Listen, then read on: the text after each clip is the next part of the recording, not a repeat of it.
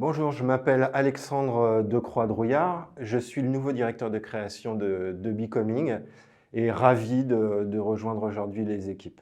J'étais pas du tout destiné à ce métier parce que j'ai une formation plutôt scientifique. J'ai repris des études de lettres et lors d'un stage, j'ai découvert le monde de la publicité et ça a été vraiment une révélation. Et donc j'ai commencé ma carrière de créatif et notamment de concepteur-rédacteur pendant quelques années avant de devenir directeur de création par la suite. Et au niveau des agences, je suis passé dans pas mal d'agences, plus petites au début.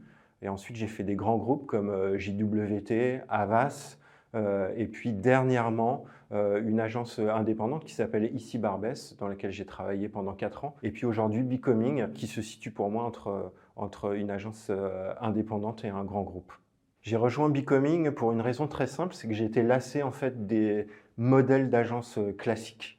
J'en ai fait un peu le tour et j'avais envie de nouveautés. Et quand est venue l'idée de changer d'agence, je ne savais pas trop où aller parce qu'il n'y en avait aucune en vrai qui m'attirait. Quand j'ai entendu parler, commencé à parler avec les gens de Becoming, c'est vraiment le modèle qui m'a intéressé parce que je trouve qu'ils ont un prisme hyper moderne sur la manière d'aborder les clients. Il y a plusieurs offres dans le groupe, que ce soit l'entrepreneurship, l'innovation, la technologie, et qui ouvre un champ des possibles qui est assez énorme. Et je cherchais un nouveau terrain de jeu pour exprimer ma créativité, et je pense que c'est le bon terrain. Mon management, il est assez simple, il est basé autour de la passion.